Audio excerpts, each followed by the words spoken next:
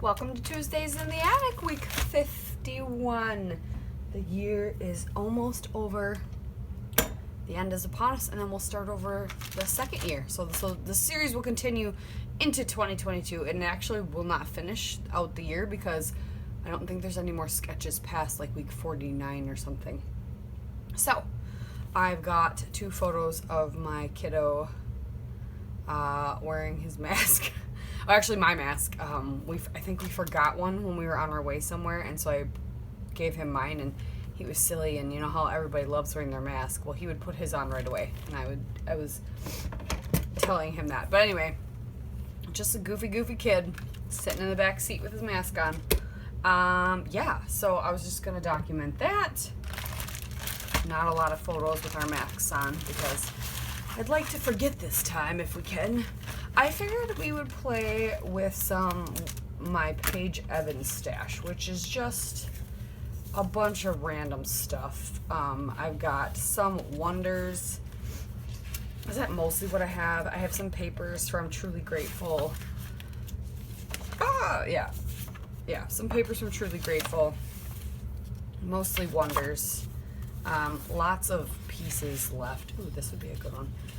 So yeah, that's what we're doing. So we will do that, exactly that.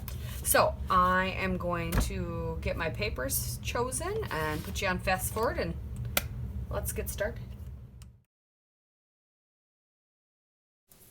So the fun thing about creating with collections or groups of things that you're almost out of is you really don't have a lot of wiggle room on what to choose, and it kind of helps narrow your choices down, which is actually kind of nice sometimes. So it did not take me long, to do this layout. This is another one that easy chunky layers. I love chunky layers. They're dynamic. You can use lots of pattern, bring lots of color in. You can easily go monochromatic with chunky layers. I love chunky layers. I don't know why I don't just do it as a go-to without sketches more. Lately, though, I've been doing a lot of either cut file layouts or sketch layouts. So I haven't really had, on cut file layouts, I can do chunky layers depending on what kind of cut file I guess you have. But so I haven't had a lot of layouts that are just me. You know what I mean? Anywho, so I happen to have these 2 strips of like the Moroccan print, and then 2 border strips from Truly Grateful that or they're actually the branding strips. And then I had this green paper. So I'm like, well, I'm going to create the top and bottom border with those. You saw me use that. It's called like a wrap buddy or something like that. It came with a bunch of different things where you tear paper. I have a really big one I use for wrapping paper. I never use the scissors anymore, except for this one. My Santa Claus paper actually it was so thick and sturdy. I could not rip it. But anyway, it's just like a guide, and it helps with pressure. And this one has like a weird edge on it, so I was able to tear that green paper edge. So I just did kind of like a triple border on top and bottom. The sketch only shows double, but I thought I would use up some stuff. And this is gonna come, like I said, come together really, really fast because I only have so many things to choose from that I grabbed. I was limiting myself. I like to have collections together and kind of kits together until I can't do anything with them. And then, until they're almost gone.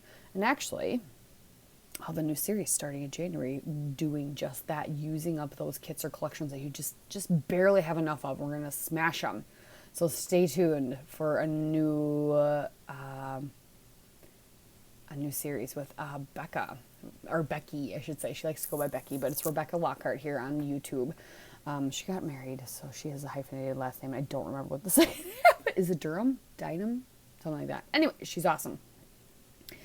So stay tuned for that. We're going to have those. So yeah, and then I had this blue piece. That is all it was. I didn't have to trim it down. And then I had a small chunk of green, so I was able to hide that behind it. So my blue is clearly smaller than what the sketch shows.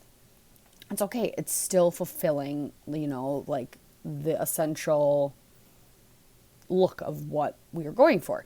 A little bit bigger would have been nice, but I was using with what I had.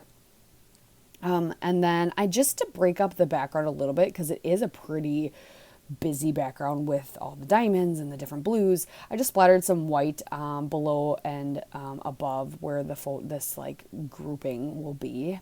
Popped the thing up on foam, got some adhesive down on it, and then off camera while I was waiting for that to dry, I attached the word lovely up in the upper left hand corner of the photo, and then laugh down on the right hand with a B. Because I love my son's laugh. When he's making us laugh, when he has like a million different laughs, and I've always been told I have a million different laughs, so I love hearing all his laughs, and I kind of just talk about that in the journaling eventually. But yeah, I'm just gonna grab a few things to embellish. I grab a few of the nuts, because he is a nut, a little acorns from Truly Grateful. Grab two of those brand or journaling strips for below. I do end up moving off camera those two tabs that I just put above the right hand part of the blue square. I move it down so it's above the photo directly instead of being there.